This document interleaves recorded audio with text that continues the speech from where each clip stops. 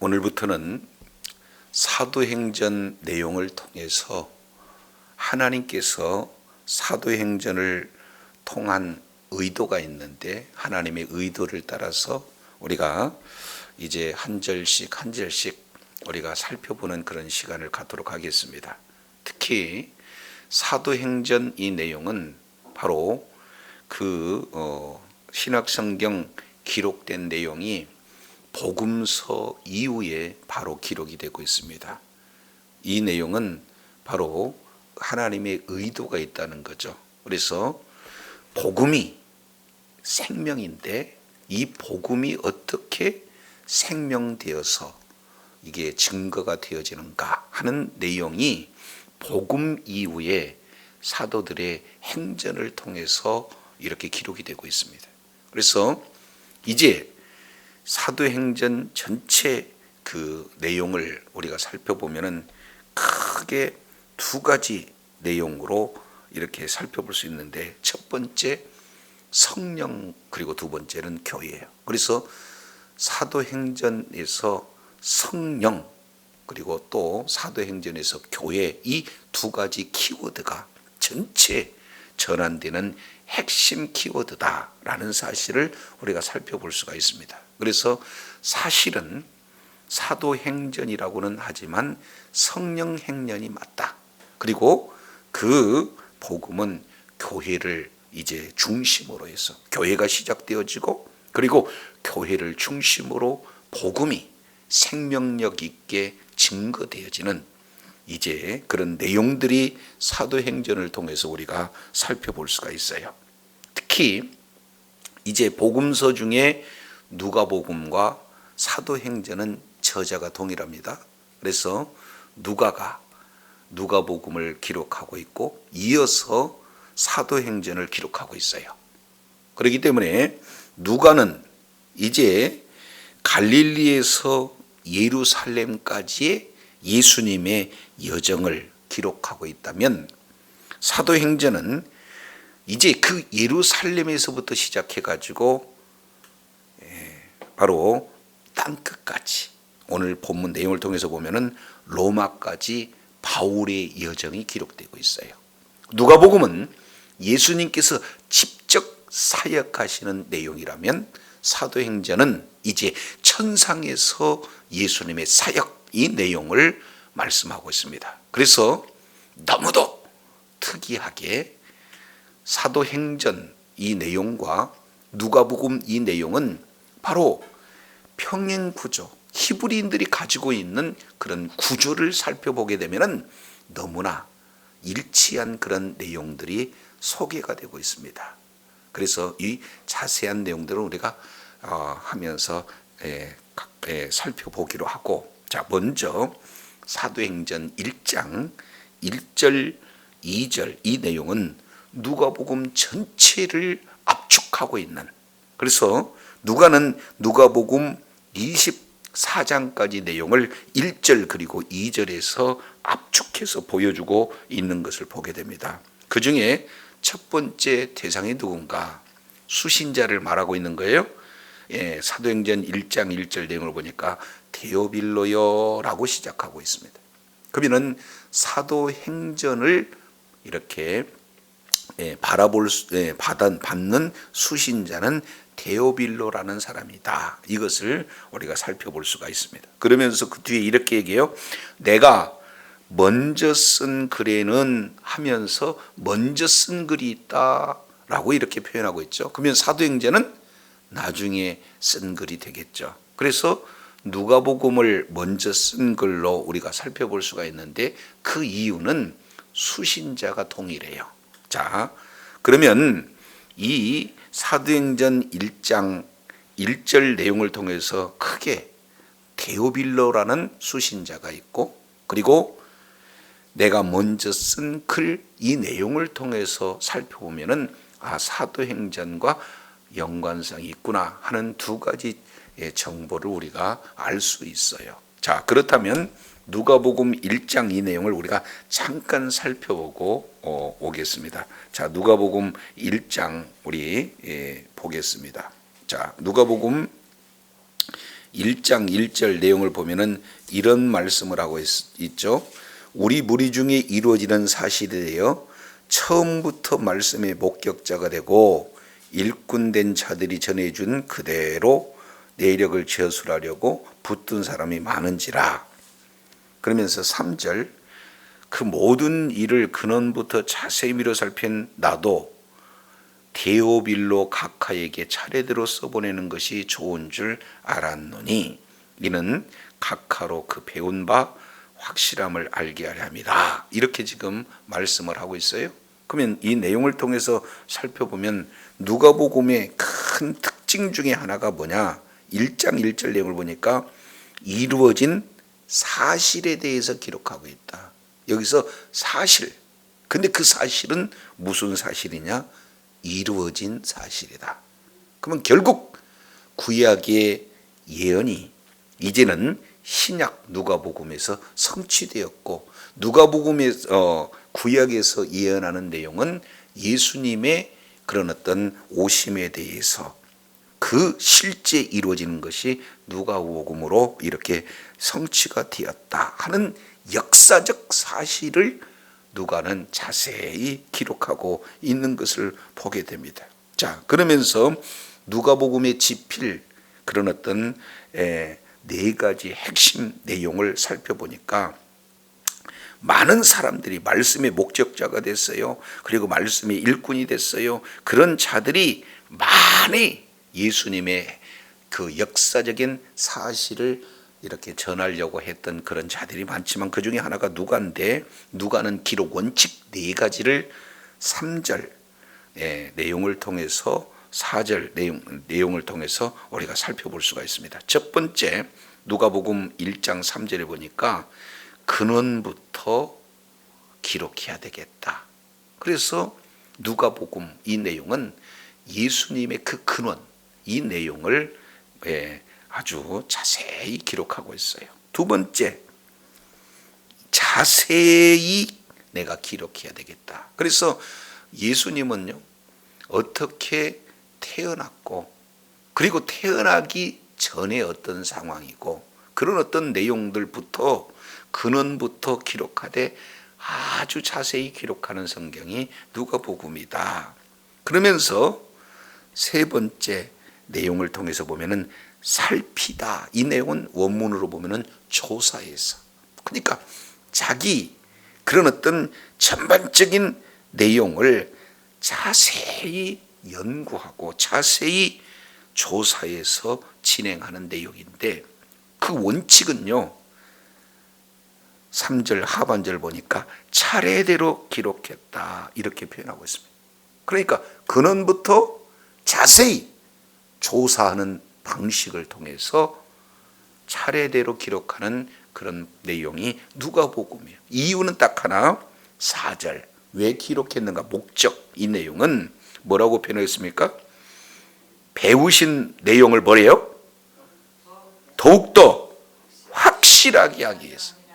그러니까 지금 데오빌로라는 대상에게 썼는데, 이 데오빌로라는 이런 자는 예수님을 믿고 예수님에 대해서 아는 자예요. 그런데 알고 있는 지금 현재보다도 누가복음을 기록함으로써 뭐 하는 거예요?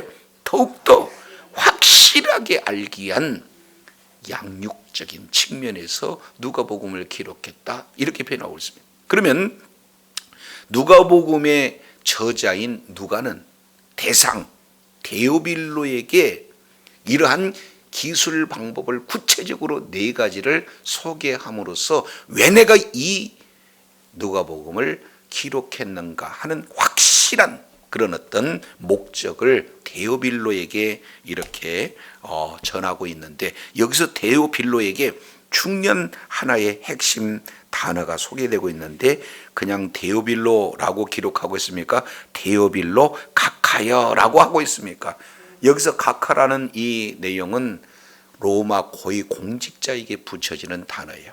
그래서 사도행전 내용을 보면 벨릭스, 베스도 이런 자들을 향해서 각하 그러거든요. 우리나라에서도 각하라고 부를 수 있는 그런 자는 대통령이나 아주 고위층에 있는 그런 사람들 일부 외에는 붙이는 단어가 아니다 그 말이죠. 그래서 이 데오빌로가 수신자라면 누가복음이 사도행전도 똑같이 누구예요? 데오빌로다 이렇게 표현하고 있습니다. 근데 여기서 참 우리가 한 가지 살펴볼 수 있는 내용은 누가복음에서는 데오빌로 카카라고 표현했다면 사도행전에서는 뭐라고 표현하고 있습니까? 데오빌로여 이렇게 표현해요. 이제 이 하나의 직분 내용이 삭제가 되어지는 거죠. 그러면은 그 내용을 어디서 찾아볼 수 있느냐? 누가복음 1장 4절에 보니까 이제 누가복음 전체를 통해서 예수님의 근원부터 자세히 연구해서 살펴서 차례대로 하나하나 기록한 이제 예수님의 그 모든 행적, 이 내용들을 이제 살펴본 데오빌로는 초창기는 예수를 믿었지만 이제 사도행전 시작될 쯤에 대해서 보면은 바로 교회 공동체 안에 일원이 되었기 때문에 이제 더 이상 직분으로 불리는 것을 싫어한다 그 말이에요. 그리고 그런 것이 수용되었던 그런 환경이기 때문에 처음에 온분에게 대해서 각하 이러다가 뭐 하는 거예요?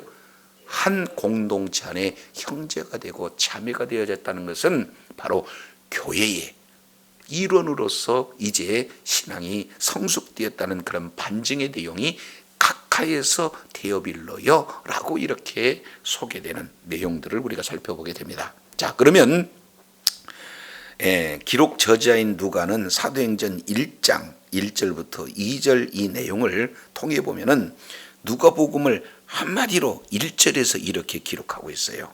자, 뭐라고 말씀하고 있느냐? 내가 먼저 쓴 글에는 무릇 예수께서 뭐 하시며? 행하시며. 거기다 밑줄 한번 쳐보세요. 그리고 두 번째, 가르치기를 시작하면서, 그래서 두 가지 단어예요. 첫 번째는 행하시며, 두 번째는 가르치기를 이렇게 변합니다. 이것을 요약해서 말씀한다면 예수님이 하신 일, 두 번째는 예수님께서 하신 말씀, 이렇게 표현을 할 수 있죠. 이것은 제가 요약하는 것이 아니라 누가복음 24장 19절 내용을 보면은 바로 엠마오로 내려가는 두 제자가 예수님에 대해서 한마디로 표현하는 것은 바로 말과 일에 능한 예수, 이렇게 표현하고 있어요.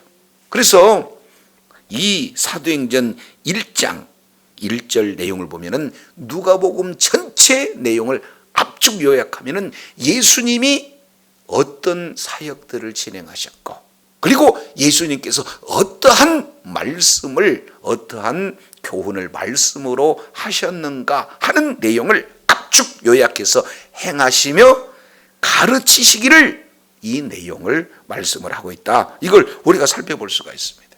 자, 그런데요, 그렇다면 여기에 수신자 데오빌로라는 이 자는 실존 인물이냐 가상 인물이냐, 학자마다 여러 가지 바로 내용들이 다양하게 소개가 되고 있어요. 그러면 여기에 데오빌로라는 내용은 합성어입니다. 그러니까 데오스 필로스, 하나님을 사랑하는 자, 하나님께 사랑받는 자, 어떤 내용이라도 좋아요. 그 내용은 우리 모든 사람들이 하나님을 사랑하고 내지는 하나님께 사랑받는 자로서의 하나의 내용으로 받아들여도 좋고, 그런 자로서의 실존 인물로 받아들여도 크게 틀린 바는 없어요. 그러나 중요한 내용은 하나님께 사랑받는 대상에게 바로 사도행전이 기록이 되어졌다. 이것을 우리가 살펴볼 수가 있습니다. 자, 그런데 2절 내용을 통해서 보면은 또 한 가지 핵심적인 내용이 소개가 되고 있죠. 그 내용을 보면은 2절입니다. 그가 택하신 사도들에게 성령으로 뭐 하시고? 명하시고. 거기다가 밑줄 한번 쫙 그어보세요. 그러니까 이제는 예수님께서 행하시고 예수님께서 가르치심, 이것은 시작이고 결국에는요 택하신 사도들을 통해서 성령으로 명하셔서 어느 날까지? 승천하신 날까지 기록했다. 이것이 누가복음 전체의 요약본입니다. 예수님의 시작과 예수님의 끝 행적은 예수님께서 누구냐? 예수님이 어떤 일을 하셨고 그리고 예수님께서 어떤 일까지 하셨는가 해서 이제 승천하신 날까지 기록했다 이렇게 표현한다면 누가복음 이 내용은 이제 어떻게 되냐면은 십자가에서 죽으시고 그리고 부활하신 그런 행적이라면은 사도행전 이제 이렇게 진행할 때 뭘로 말씀하냐면은 승천하신 날까지 이 부분들을 기록했다면 이제는 그 다음부터 3장 1절에 이제는 해 받으신 후에 나타나서 하나님의 나라 일을 말씀하시니라. 그러니까 누가복음은 예수님의 낮아지심에 대한 내용을 기록하고 있다면 사도행전은 예수님의 높아지심을 이제 시작으로 이렇게 말씀하고 있는 것을 우리가 살펴볼 수가 있어요. 자, 그 중에 1절, 2절 누가복음과 사도행전이 연결되고 누가복음을 요약해서 말씀하고 있는 그런 내용이 1절, 2절이라면 3절부터 이제 사도행전 전체의 내용을 압축해서 말씀하고 있는 내용들을 소개하고 있어요. 자, 3절은 우리 다 같이 한번 읽겠습니다. 시작. 그가 고난을 받으신 후에 또한 그들에게 많은 증거로 친히 살아계심을 나타내사 40일 동안 그들에게 보이시며 하나님 나라의 일을 말씀하시니라. 여기서 두 내용을, 첫 번째 내용을 보니까 이렇게 말씀하고 있어요. 그가 고난 받으신 후에, 그러면 우리가 잘 알겠지만 고난 받으셨다라고 하는 이 내용은 십자가에서의 고난을 얘기하는 거잖아요. 그런데 뒤에 고난만 받으신 것이 아니라 또한 그들에게 확실한 많은 증거로 친히 뭘 나타냈어요?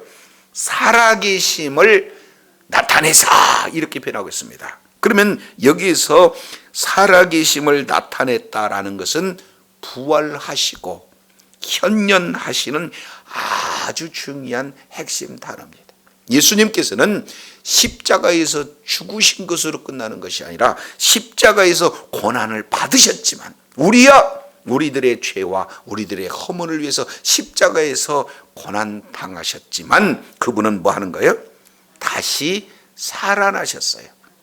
그래서 고난과 영광 이 내용이 누가복음 전체 지금 24장에서 가장 키워드 두 단어를 꼽으라면은 영광과 고난의 문제거든요. 근데 거기에 머물러 있지가 않습니다. 왜냐하면 고난 받으시고 살아 계심을 뭐 했어요? 나타내셨어요. 이것은 우리 주님께서 직접 현현하시는 부활의 모습을 그대로 드러내는 이 부분들을 말씀을 하고 있다. 이걸 보게 됩니다. 그런 내용을 이렇게 표현해요. 확실한 많은 무엇으로? 증거로 이렇게 말씀을 하고 있는 것을 우리가 보게 되어져요. 그러면서 나타내서 40일 동안 그들에게 보이셨어요. 그리고 보이실 뿐만 아니라 말씀하신 내용이 무엇이냐? 하나님 나라의 일이에요. 거기다가 대가로를 쫙 쳐놓으시기를 바랍니다.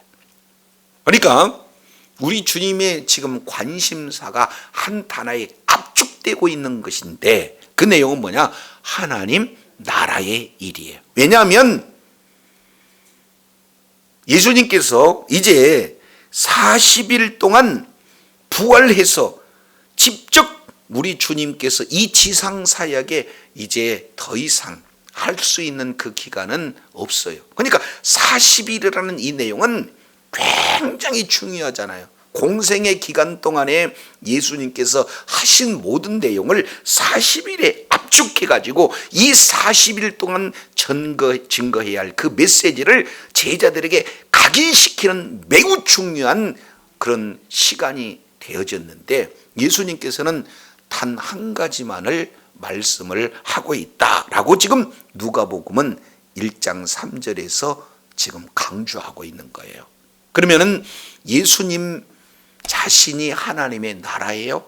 그리고 하나님의 나라를, 이게 하나님의 나라라고 가르쳐 주는 것이 아니라 예수님 자신이 하나님의 나라고 하나님 나라로서의 일들을 모든 지금 사람들에게, 특히 제자들에게 보여주신 그런 내용이거든요. 그래서 하나님의 나라, 이 일들을 하나하나 소개한 거예요. 하나님의 나라는 귀신이 없습니다. 하나님의 나라는 죄가 없습니다. 하나님의 나라는 고통이 없습니다. 그러니까 그런 모든 내용들을 예수님께서 병자에게 나타나서 하나님의 나라인 예수님이 주인이 되어지면은 질병이 떠나간다, 문제가 해결된다, 고통이 이제 해방되어진다 하는 내용들을 다 우리 주님이 가르쳐 주신 거예요. 보여주신 거예요. 그래서 하나님의 나라가 바로 나다라는 사실을 지금 보여주신 그런 내용이 공생의 기간 동안 기록된 내용이라면, 이제 사도행전 1장 3절 이 내용을 통해서 보면 그간 모든 가르치심과 모든 행적 한마디의 내용은 내가 하나님의 나라의 이 부분을 이렇게 가르쳐 주신다, 이렇게 표현해서 40일 동안 지금 뭔만 말씀하고 있어요? 하나님 나라의 일만 말씀을 하고 있다, 이렇게 지금 표현합니다. 이제 누가복음은 하나님 나라의 시작이라면 이제 사도행전부터는 하나님의 나라가 점점 확장되어지는 내용들을 소개하고 있어요. 그래서 저와 여러분은 누가복음을 통해서 기억해야 할 한 단어, 전체 내용이 어떤 내용? 하나님 나라에 대해서. 그래서 누가복음 이 내용을 큰 구조로 히브리적 사고의 내용을 통해서 살펴본다면 이 키아즘 구조라는, 그들만이 이렇게 사용하는 문학 구조, 이 내용을 통해서 살펴보면은 하나님의 나라로 시작하는 것이 사도행전이에요. 자, 이거 우리 잠깐 사도행전 마지막 28장을 한번 살펴보도록 하겠습니다. 사도행전 28장 내용을 보면은 23절, 이제 로마에 가요, 사도 바울이. 그래서 거기 집에서 하는 일들이 바울이 아침부터 저녁까지 강론한 내용이 뭐냐? 하나님 나라를 증거했다. 그리고 모세율법과 선지자의 말을 가지고 예수의 일로 권하더라, 이렇게 말씀하고 있어요. 그러면은 사도 바울이 로마에 비록 죄수의 신분으로 끌려가서 있었지만 그곳에서 하는 내용은 단 하나예요. 하나님 나라의 그런 내용을 전했다. 그리고 예수 그리스도의 일로 권했다, 이 부분입니다. 이것을 자 30절 최종적인 내용을 표현하고 있습니다. 30절, 바울이 온 이태, 바로 2해간의 그 자기 셋집에 유하면서 모든 사람들을 다 영접합니다. 31절, 담대히 하나님의 나라를 뭐했다? 전파했다. 여기서 전파했다는 내용을 영어로 본다면 teaching 그래요. 그러니까 전파하는 것은 끝나지 않습니다. 그러니까 계속해서 하나님의 나라를 뭐 한다는 거예요? 전파한다는 거예요. 계속해서 전파하는 내용이에요. 두 번째, 주 예수 그리스도에 관한 것을 뭐 한다? 가르치다. 여기는 이게 어떤 내용이냐? 프리칭 그래요. 그래서 티칭, 프리칭. 그러니까 사도행전은 실제 내용으로는 끝난 거지만 문법적인 내용으로 보면은 어떻게 됩니까? 끝나지 않았어요. 그래서 사도행전 28장까지 이 내용은 끝났으나 끝나지 않는 성경. 그래서 저와 여러분을 통해서 사도행전 29장을 기록하라는 메시지가 이 속에 들어가 있어요. 그래서 두 가지 핵심 내용, 하나님의 나라, 예수 그리스도에 관한 내용, 이 내용을 끝까지 전하고 가르치는 그 내용이 지금 사도행전의 시작과 마무리를 진행하고 있습니다. 그러면 1장 3절에 하나님 나라가 소개되고 있고 마지막 28장 31절 내용을 보니까 무엇으로 끝나요? 하나님의 나라로 끝나요. 그래서 사도행전은 하나님의 나라로 시작해서 하나님의 나라로 마치는, 그러면 그 가운데 있는 모든 내용은 또 뭐가 될까요?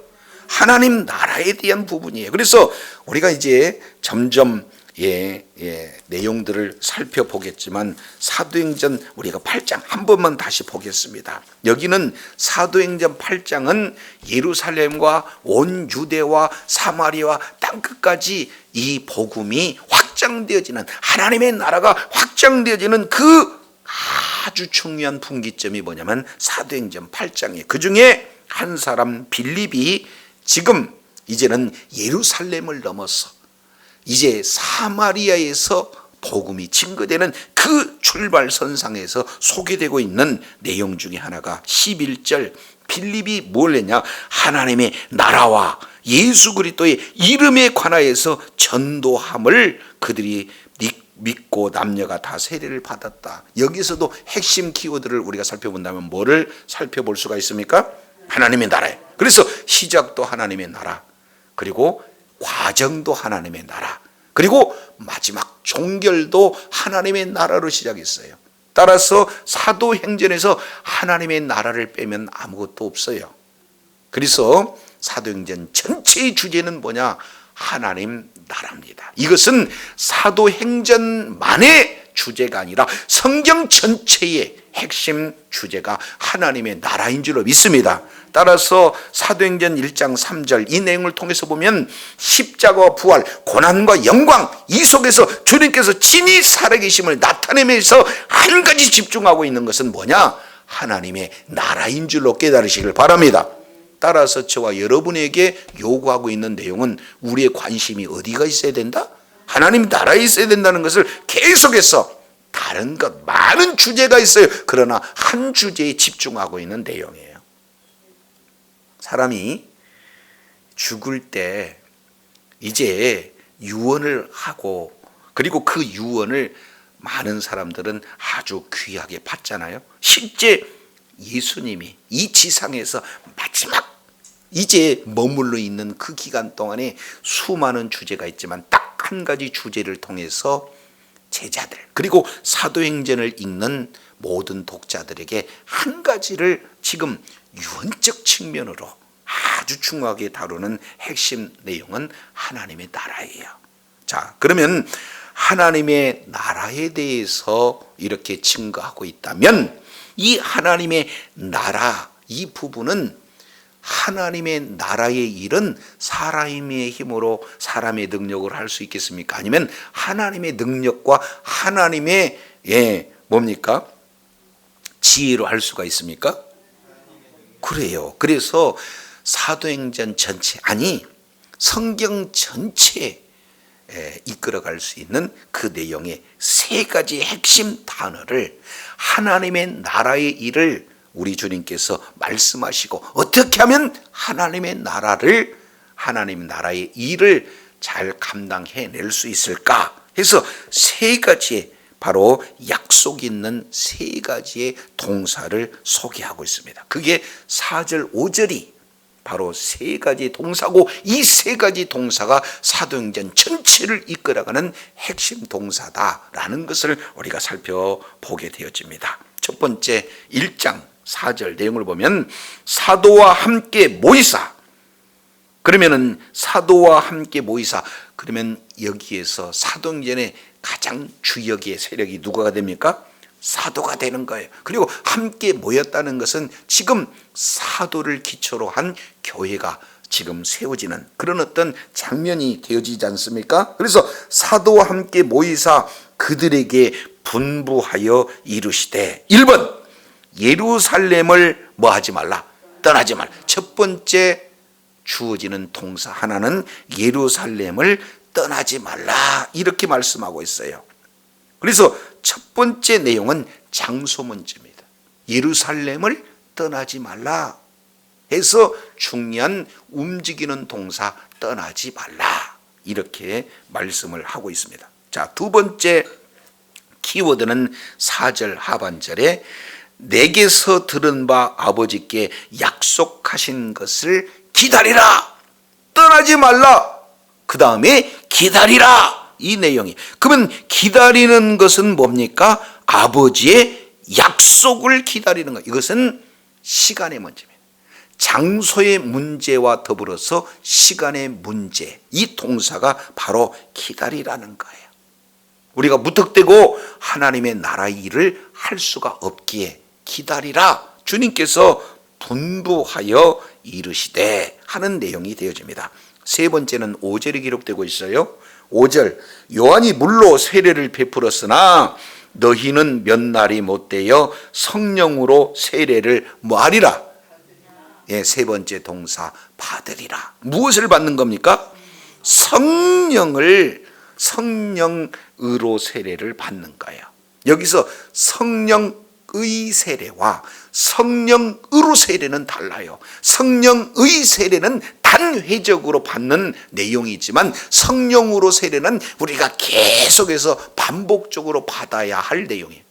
따라서 지금 떠나지 말고 기다려서 궁극적으로 받아야 될 내용은 뭡니까? 성령이에요. 그러니까 하나님의 나라의 일은 사람의 능력이나 지혜로 할 수가 없어요. 그러면은 무엇으로만 가능하냐? 성령의 능력과 성령의 지혜로만 가능하기에 우리 주님께서는 하나님의 나라의 일은 성령으로 이렇게 충만했을 때 그 하나님의 나라에 확장하는 일에 총기하게 쓰임을 받는다 하는 핵심적인 내용을 우리 주님께서 보여주고 계시다라는 것을 우리가 살펴볼 수가 있습니다. 한번 따라하겠습니다.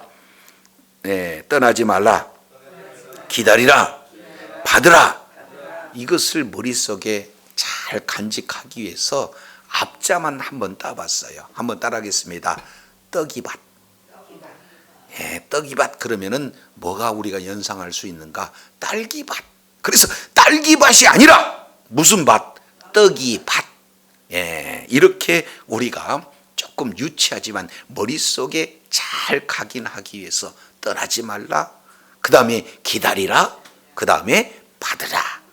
요 내용을 우리 주님께서 40일 동안 하나님의 나라의 일만 지금 강조하고 있는 그런 어떤 내용들을 우리가 살펴볼 수가 있습니다. 이것을 머릿속에 잘 간직하기 위해서 자, 그 유명한 일문 일답 설교 이 내용들을 백문 일답 설교에 대한 내용들을 우리는 익히 들어서 알고 있어요. 그러면 문제는 100번을 하는데 결국에 한 가지의 주제 답만 모든 사람들이 알 수 있는 내용이에요. 자, 한번 이렇게 생각해 보겠습니다. 자, 우리를 위해서 십자가에 죽으신 분이 바로 누구십니까? 예수님이죠. 제가 물었을 때 누구십니까? 그러면은 예수님 이렇게 표현해요. 그분이 죽으셨지만 다시 살아나신 분이 누구십니까? 예수님. 바로 우리들에게 이제 땅끝까지 이르러 증이 되라고 하신 분이 누구십니까? 예수님. 자, 이렇게 물으면 물을수록 대답만 진행하는 내용처럼 만약에 예수님께서 그때 당시의 제자들에게 가르쳤다 그러면은 하나님의 나라를 강조하기 위해서 내가 이 땅에 온 목적이 무엇인 줄 아니? 그러면 여러분 뭐라고 대답해야 되겠어요? 하나님 나라예요. 왜 내가 너희들의 모든 죄와 허물을 짊어지고 십자가에 죽은 줄 아니? 그러면 뭐 하겠습니까? 하나님 나라 때문에 그렇습니다. 이렇게 답변하는 그러니까 가장 핵심적인 단어 하나를 머릿속에 각인시켜주는 내용이 바로 1절부터 5절까지. 그래서 하나님의 나라의 일은 사람이 감당할 수가 없기에 하나님의 능력으로만 이 일을 감당할 수 있기 때문에 성령 받기 이전에는 예루살렘을 떠나지도 안 되고 계속해서 기다리고 마침내 하나님께서 약속하신 성령을 기다려야 받을 때 성령으로 충만할 때 이 하나님 나라 확장하는 일에 존귀하게 쓰임받을 수 있다라는 사실을 우리 주님이 강조하고 있어요. 자, 이 내용을 배경으로 주시는 내용이 어디가 있느냐? 요거 그냥 되어지는 거 아니야. 세 개의 단어로 압축했지만 이 내용을 크게 5가지 핵심 키워드로 우리 주님께서 말씀하고 있는 것이 누가복음 24장입니다. 다시 이제 누가복음 24장 이 내용을 통해서 우리가 살펴보도록 하겠습니다. 자, 누가복음 24장 내용을 통해서 보면은 자, 24장에 이렇게 말씀을 하고 있어요. 자, 24장 44절 내용을 볼까요? 또 이르시되 이렇게 말씀하고 있죠. 그러면은 지금 우리 주님께서 어떤 내용을 하고 있냐면은 자, 13절부터 이 35절까지는 매우 중요합니다. 왜냐하면 예수님이 십자가에서 죽으시고 부활했다는 소식을 들었음에도 불구하고 엠마오로 내려가는 두 제자는요, 이제 자기의 사명에서 떠나는 그런 모습들을 우리가 살펴볼 수가 있어요. 13절 내용을 보면은 그들 둘이 엠마오로 갔다 이렇게 변하고 있습니다. 어디에서? 예루살렘에서 엠마오로. 그러니까 결국에는 사명을 버리고 고향 앞으로 지금 가는 그런 떠나는 두 제자에 대한 내용이 기록되고 있어요.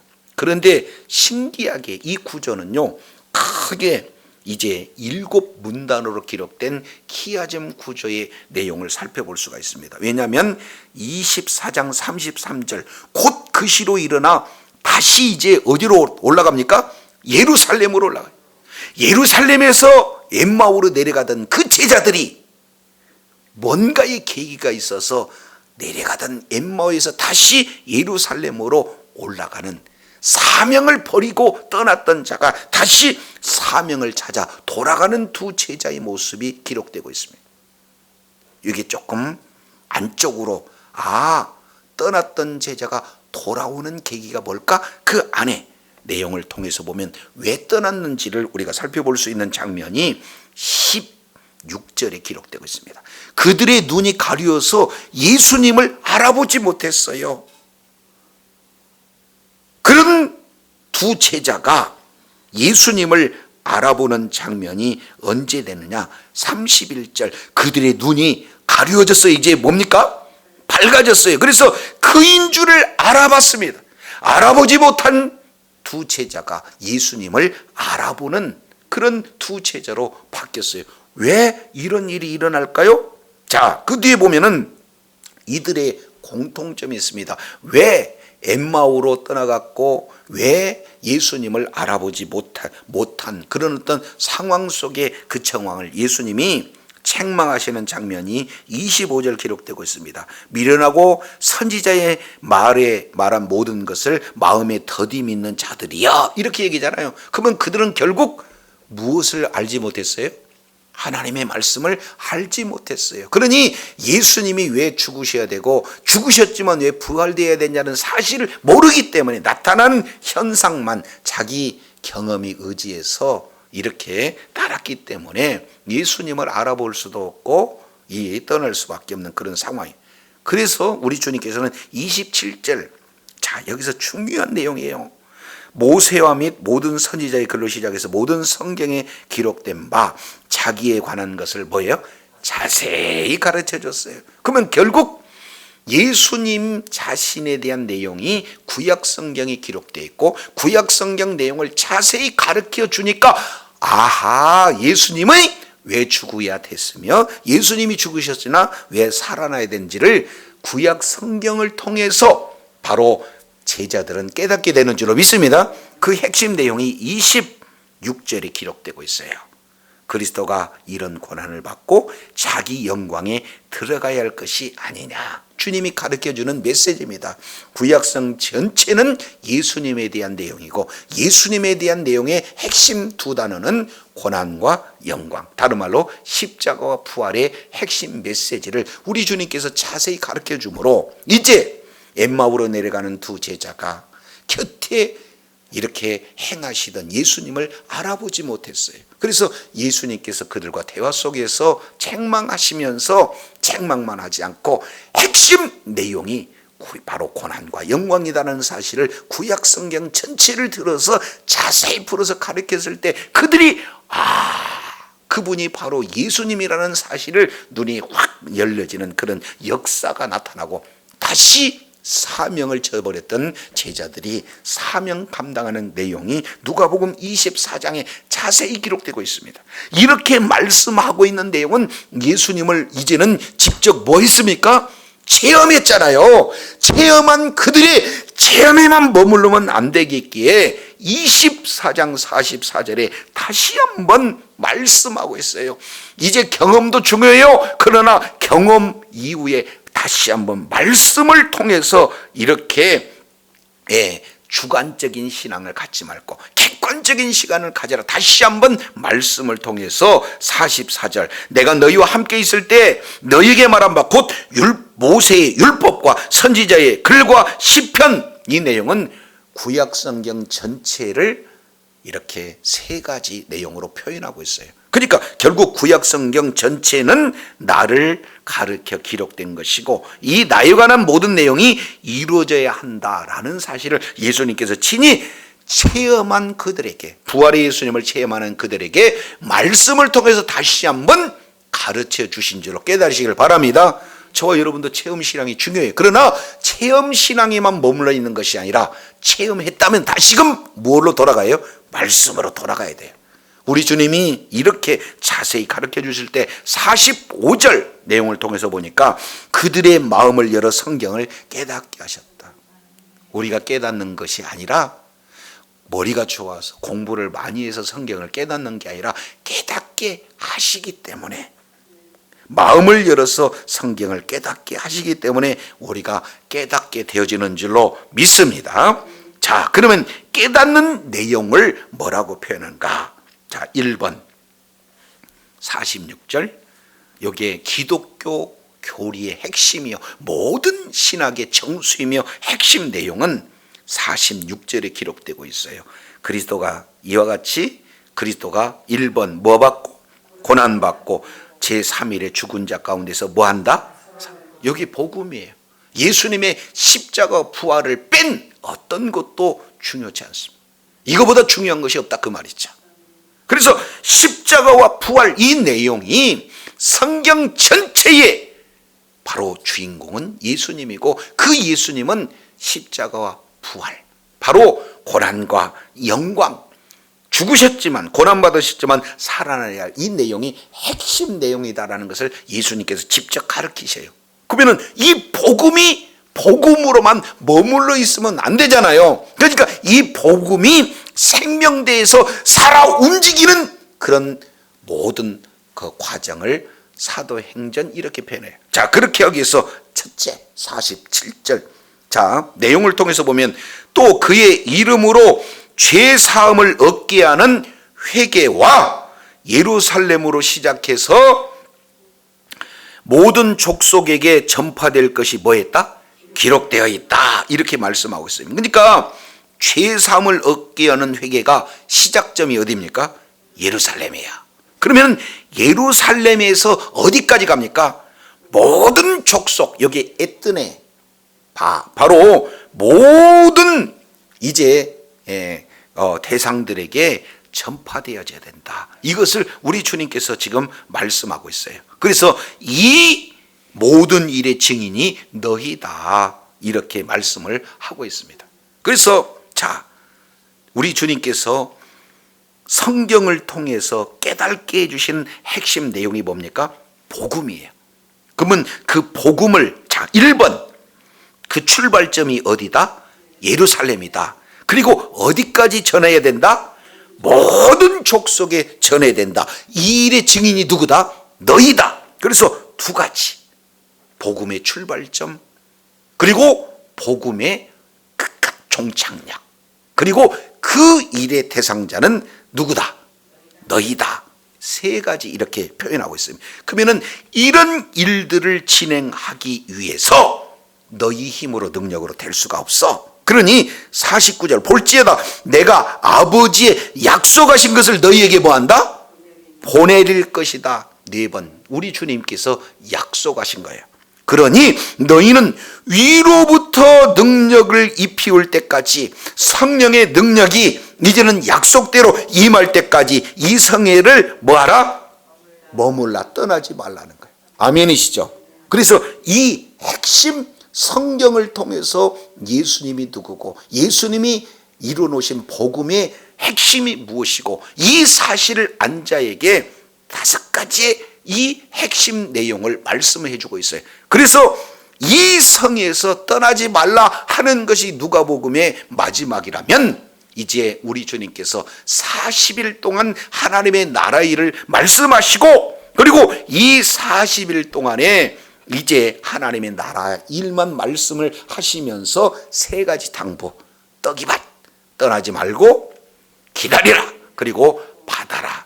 그래서 주의 성령으로 충만했을 때 바로 성경 전체의 핵심 복음이 바로 누굽니까? 예수님이에요. 예수님 그 복음 자체를 교회를 통해서 이제 이루는데 교회를 중심으로 해서 하나님의 나라가 시작되어지고 과정 그리고 모든 종결까지 내용이 사도행전 전체입니다. 이 사실을 통해서 우리가 살펴본다면 우리 마음 가운데 새겨질 한 단어는 뭐가 되겠습니까? 하나님의 나라예요.